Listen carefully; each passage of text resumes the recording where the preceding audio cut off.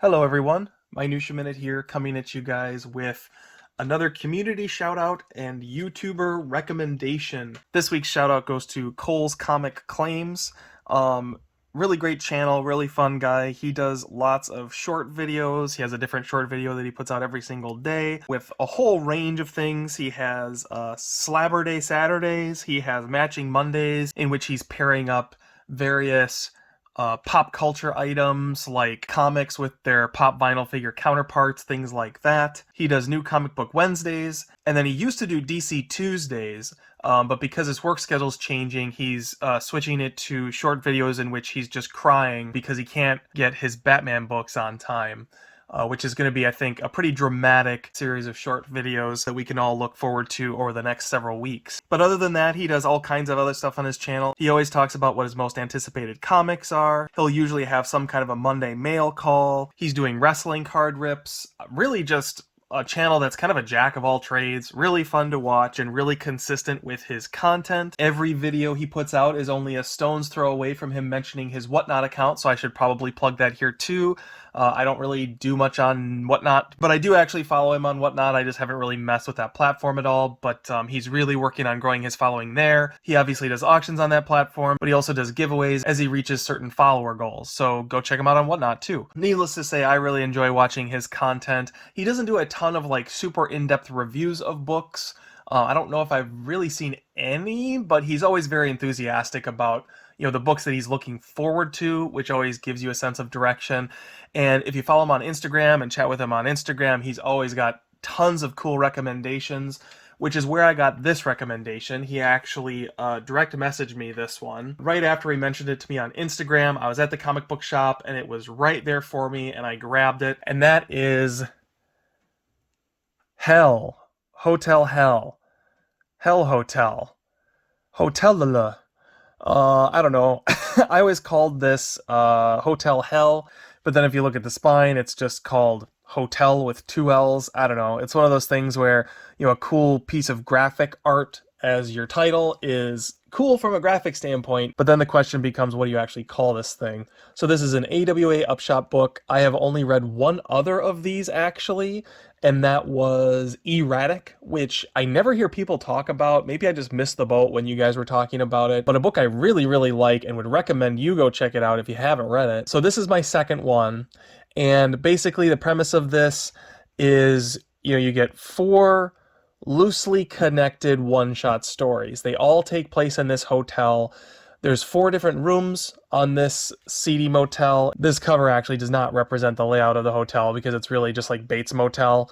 But there's 4 different rooms, 4 different stories, 4 different comics. They all kind of take place over the same weekend, and there are various different sort of crimes happening in each of the rooms. But layered on top of that is this sort of horror, mystical nature that is inherent in the hotel itself. So you have a loose narrator in the proprietor of the hotel who kind of sets up each of the stories, and then we get to follow various different families as they check into the hotel and what it is they're dealing with, and we get to find out whatever their sort of horrific fate is at the end of the story. And then when you get to the subsequent stories, usually there will be some kind of an overlapping element. So for example, in the first story, you're following a pregnant woman. She gets hit on by the husband of the woman that is in room 2. And then in the second issue, you follow what was going on with that husband in room 2. So, fairly clever storytelling here. I wasn't quite sure what to expect when I read this because I've heard really good things, and then I've heard that it's way overrated. I want to say, I don't want to call them out, so I guess I won't say who it was, but I definitely heard some people talk about how it was overrated. I think that, maybe the bar is set a little bit too high by things like Ice Cream Man, because I thought this was a highly entertaining read, a really high quality, interconnected horror anthology book, which, back in the day was kind of a dime a dozen, but it's sort of, come in and out of vogue. And, at this moment in time, it happens to be very much in vogue. Obviously, as a movie fan, I have to tie it back to movies a little bit, but, if you like Amicus horror films. They are structured very similar to this. They really hit on that narrator with a loosely connected narrative or setting. Often they'll have something mystical going on underneath the surface. And then the icing on the cake is there's always some kind of a morality element that gives the stories a little bit more of a grounding as literature. So if you're a fan of Amicus horror films, you're going to have a great time with this.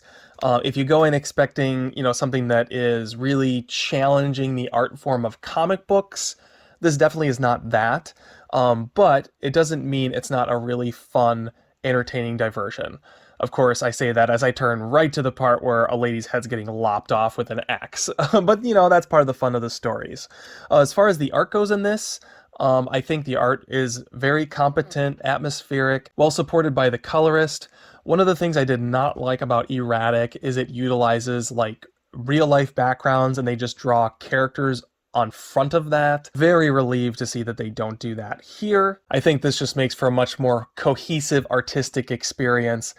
And I would recommend it to anyone. I thought it was a great recommendation for Cole's Comics. As long as you aren't squeamish, you like a good horror story, go check out Hotell. I think that there are more issues of this coming or currently running. I can't remember if I've seen anybody pull them yet or not, but this sort of promises to, continue in the same vein. Maybe you get a different weekend in the hotel, but we also get to uncover more about the mystical elements behind the scenes operating in the hotel, which is something I think would be really a cool way to make this a unique anthology series where you have individual issues that are standalone stories, you have individual volumes that tell of a particular weekend, but then you also have a grander overarching narrative over the course of several trades that creates some kind of a higher level story. I think that would be kind of cool. Something we never got to see with, things like Amicus back in the day. Ice Cream Man kind of does that, but it's also kind of the least interesting part of Ice Cream Man, whereas this kind of has that pulp element to it that I think that kind of storyline would fit much better into. So with that, Hotell gets a thumbs up from me. Go check out this book. If you haven't, go check out Cole's Comics Claims, and have a great week in comics. Thanks for watching.